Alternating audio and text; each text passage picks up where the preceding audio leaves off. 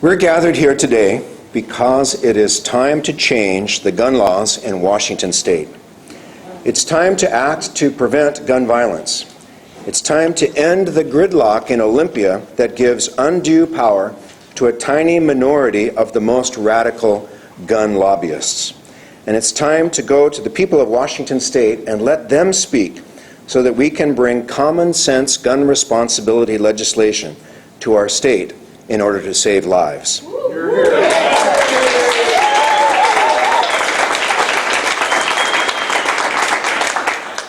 Welcome to First United Methodist Church of Seattle. I am Sandy Brown, pastor of this church and one of over 200 religious leaders who already have endorsed Initiative 594. And First Church Seattle is one of 50 congregations that has so far endorsed this initiative.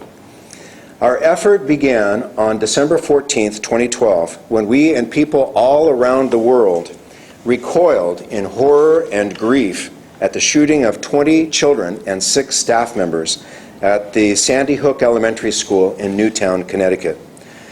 A few days later, I and 36 other prominent religious leaders in the greater Seattle area gathered at Temple de Hirsch Sinai in Seattle to call for stronger gun laws to reduce gun violence. In January of the next year, 2013, we co-sponsored a march from Westlake Park to Seattle Center with 1,200 people in attendance. In February, we sponsored a march from St. Mark's Cathedral to St. James Cathedral calling for stronger gun laws. In May of last year at Town Hall, we joined with the Washington Alliance for Gun Responsibility to announce the launch of Initiative 594, an initiative to the legislature that calls for expanded criminal background checks to keep guns out of the hands of criminals and people with mental illness. And here today is represented a very broad and deep coalition that is gathered here to launch the electoral phase of this effort. We welcome the Faith Action Network of Washington, Moms Demand Action, Grandmothers Against Gun Violence, Washington Ceasefire, the Washington Alliance for Gun Responsibility, Mayors Against Illegal Guns, Organizing for America, the League of Women Voters, PTA leaders from throughout the state, and many elected officials who are gathered here as well today.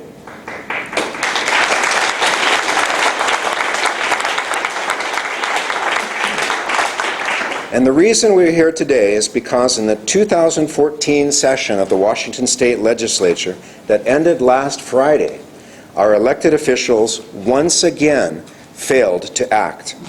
And they failed to act because of the iron grip of the gun lobby in Olympia. And we are more convinced than ever that a ballot initiative is the best way for Washington voters to enact common sense gun legislation that both protects Second Amendment rights and prevents gun violence. So it's my pleasure to introduce our next speaker, Lori Pender from Moms Demand Action.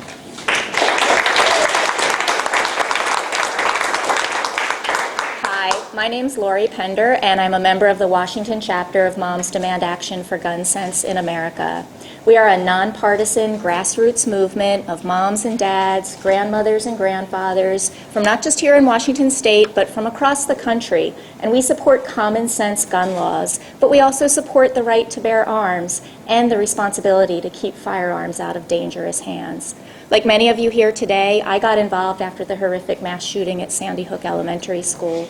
But that was not my first experience with gun violence. It's been 5 years ago, this past February, that my family lost my niece to gun violence. She was only 12 years old at the time.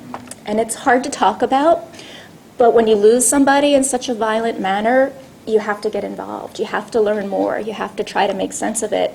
And I think one thing that I've learned, that we're all starting to learn, is that gun violence is an epidemic in this country. Every single day in America, 8 families lose a child to gun violence, and that is not okay. As I learned more about our state gun laws, I quickly could see how weak they are, and that's dangerous for our families and for our communities. We know that background checks work to keep guns out of dangerous hands, but when 40% of gun sales happen without a background check, we need to do something. We need to come together and demand action. So here we are as moms, as voters, as citizens of this state, the majority of whom here in this state support comprehensive background checks. We're coming together to demand sensible gun laws. This past year, our members of Moms Demand Action joined with the Washington Alliance for Gun Responsibility to press for background checks on all gun sales in this state. Initiative 594 came before our legislature this year. Our senators and representatives had the opportunity to hear expert testimony from law enforcement officers, from prosecutors, from survivors of domestic violence, from survivors of other horrible shootings, from gun owners, from moms, and we laid out the evidence that background checks work. They're an effective, popular, common sense solution that will make our families and our communities safer. You know, I moved here in 1997. I had never been down to Olympia before. And within the past year, I've been down there 3 times, trying to make my voice heard, hoping to testify, because this issue is just that important. But here we are. Our elected officials did not act, even though the overwhelming majority of their voting constituents wanted this to pass. So it's our turn, and we're here today as moms, as survivors, as citizens of this state. We are stepping up. We have chosen to be active because we've had enough. Last year, our Washington members gathered tens of thousands of signatures to get this on the ballot, and this year we're going to continue talking to tens of thousands of people about why we need to pass I594 in November. You're going to see us as moms. We're going to be out everywhere. We'll be knocking on doors. We'll be meeting in people's homes. We'll be talking to our friends and our neighbors at our schools, anywhere and everywhere that we can to talk about why we need to support I594. We absolutely intend to pass this initiative to make our families and our communities safer. If you'd like to join us, momsdemandaction.org. Sign up to help, and together we'll get this done. Thank you.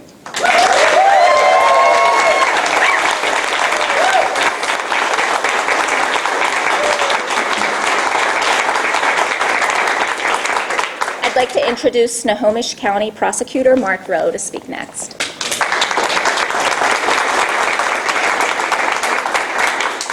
Well, as they say now, for something completely different.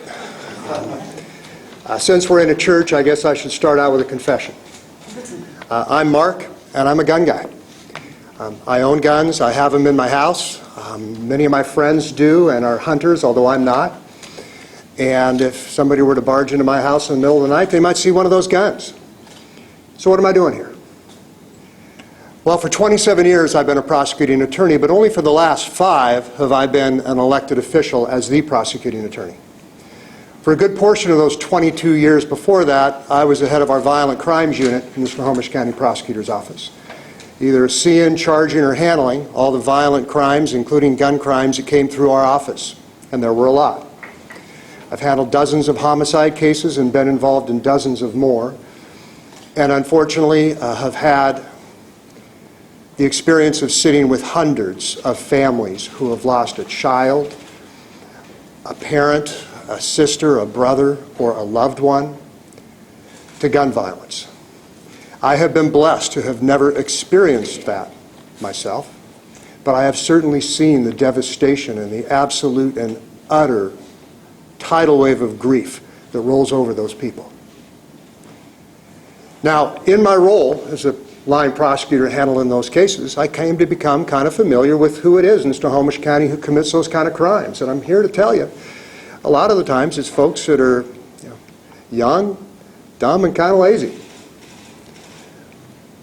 Well, why do we want to make it easy for people to get guns? My wife tells me, lock the car. Don't leave your wallet and cell phone in there. Because if it's unlocked, it's easy for somebody just to open up and reach in and grab it, right? But if the door's locked, a lot of people will just keep on walking. And they won't take your stuff. They won't steal your wallet or your cell phone. I don't know why we want to make it easy for people to steal a life.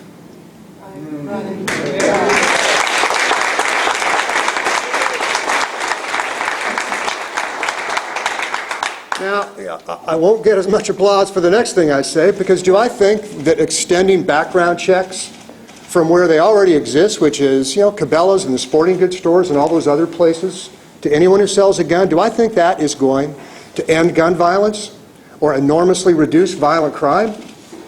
I'm not certain of that. But I am certain that it will reduce it. And I am absolutely certain that it'll save at least one life.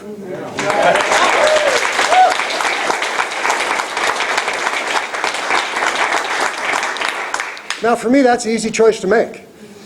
A minor inconvenience that's going to save a life. I will be going on my 5th background check this year. I have to have a background check whenever I coach Little League baseball, Little League basketball. My whole office had to be fingerprinted and have background checks because of the records that we access. It is just nothing more than a very minor inconvenience. And the only people who have anything to fear from it, a criminal background check, are people who've got a criminal background. So far, I'm happy to say I have come out clean.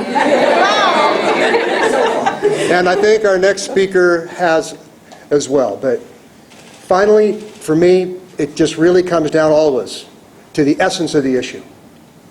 Is a very minor inconvenience of making background checks extend to anyone who sells guns. Is that just too much to ask to save a life? I don't think it is. I bet Dan Satterberg doesn't either. So Dan Satterberg, my colleague from the King County Prosecutor's Office.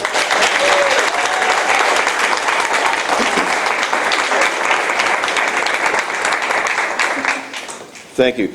You know, we see it every day. People with no business possessing guns, doing things that are stupid and cruel and violent. And we saw it again last night here in our own county, where one young man ended the life of another young man in White Center over something that was petty and stupid and wholly avoidable, except one young man had a gun in his pocket, and it changed the lives of everyone involved. You know, it's illegal in our state to sell a gun to somebody who's under the age of 18. It's illegal to sell a gun to somebody who has a felony on their record. It's illegal to sell a gun to somebody who's been involuntarily committed for mental health treatment. And that's a good law. But we enforce that law sometimes. And any law that you only enforce sometimes isn't much of a law at all. In fact, the estimate is that about 40% of the time when guns are sold, there is no background check at all. So we only enforce that law, that common sense law that's designed to keep guns out of the hands of people who have no business of having them. We enforce it 60% of the time. And as I remember from my high school grade chart, that's an F. I remember that well.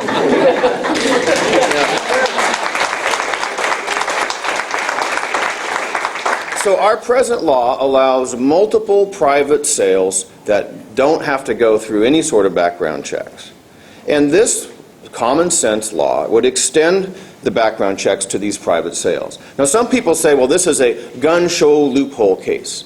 I don't think so. I don't think that's quite accurate to call this a gun show loophole, because the organization that sponsors the largest gun shows in the state of Washington, the Washington Arms Collectors, already does background checks of all of its members. And you have to be a member to come to one of their gun shows and touch any of the guns. So if it's good enough for the Washington Arms Collectors, it should be good enough for the rest of us.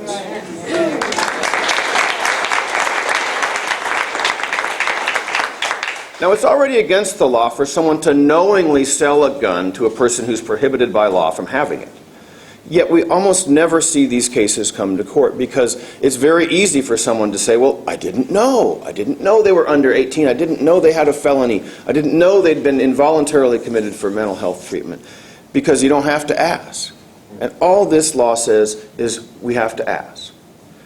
We can't know, and we won't overpromise that this is going to have some immediate, dramatic impact on the gun violence that we see in our community. The truth is that police don't ask very often, where did you get the gun? Because there's no point in it. This will give us a point to ask, where did the gun come from? And if we can identify sources in the community that are selling private sales guns to people who don't have any business having those guns, then law enforcement will have the tools to act. Now, I respect those who choose to own a firearm, who exercise their Second Amendment rights responsibly. You know, responsible gun owners have no reason to oppose Initiative 594.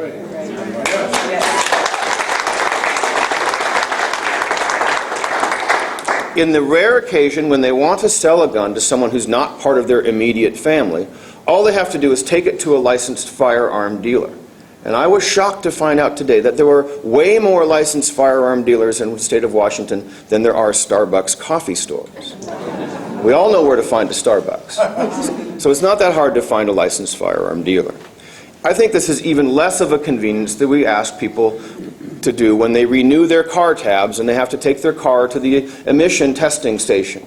That's a hassle, but we do it and we realize that the policy behind it is that we all have to breathe this air. And we all want to make sure that our cars are not overly polluting the air. It's for the common good that we require this inconvenience, and that's exactly the basis here of Initiative 594. It's for our common good that this minor inconvenience will be enforced to 100% of our gun sales. Finally, I want to say that the right to own a gun also carries with it some responsibilities.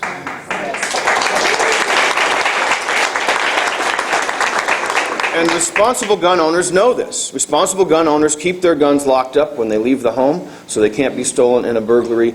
After this law passes, responsible gun owners will know that they simply need to go to a licensed firearm dealer and use that person as an escrow agent to make that sale happen. I would say this: responsible gun owners are not the problem, but responsible gun owners are the solution. Thank you for being here.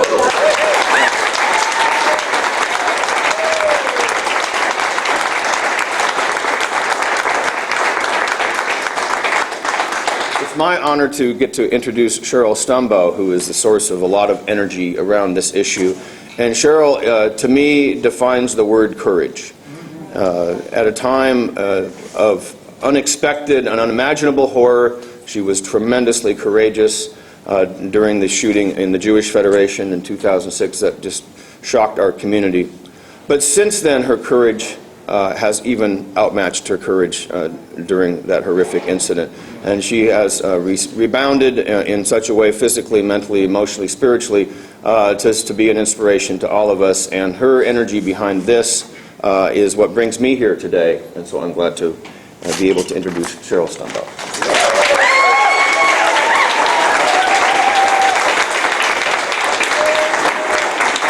Thank you, Dan. Well, it's been almost 8 years since my life was nearly stolen from me by gun violence. 8 years of suffering and healing, and crying at every news story of the latest shooting. But the time has come. The time has come for survivors, for moms and aunts and grandmothers, for dads and uncles and grandfathers, for families of victims of gun violence, for responsible gun owners and dealers. The time has come for everyday Washingtonians to put preventable gun violence behind us. We have had enough. Yes. We've had enough of death and maiming. We've had enough intimidation, bullying, and abuse. We've had enough of the gun lobby telling us what we can and can't say. They are in the wrong. They are on the wrong side of history. It's going to be a long, hard fight, but we know we can do this. That the incredible support we've seen from Washingtonians across the state will show up on ballots on Election Day and pass this important legislation, unlike the collective failure of the state legislature to make something happen. Complacency may reign in Olympia, but Washington's citizens will not be complacent.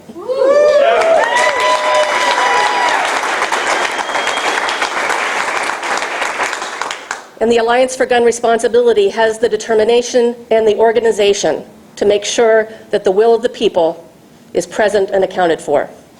We, Washingtonians, we are going to win this. We're going to win responsible gun ownership. We're going to save lives by preventing gun violence. We are the winning team.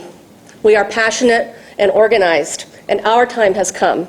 We are going to win this. Yes.